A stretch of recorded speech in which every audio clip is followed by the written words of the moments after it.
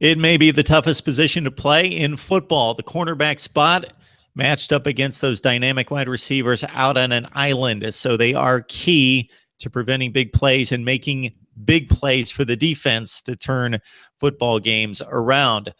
Mike Laval from Last Word on College Football joining us to break down the top 5 at cornerback in the SEC as we approach 2017. Mark, always a pleasure to join. I think of all the position rankings we do for the SEC, I think this is probably the hardest one to differentiate between 1 and 5. To me, they're very close.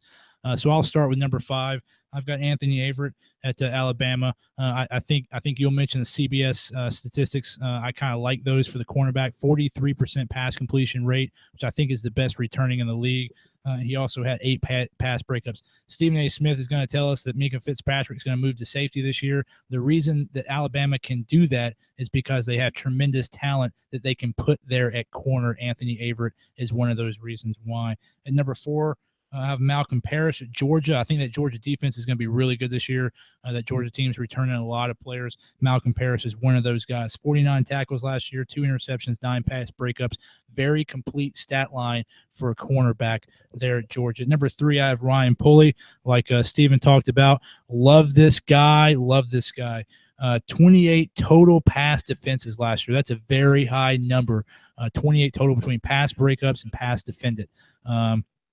Tremendous number down there. Great attitude, great player. Fits that Arkansas style perfectly. He's got the talent of a quarterback with the mindset of a safety, and you know how much I love my safeties. At number 2, I have Dante Jackson.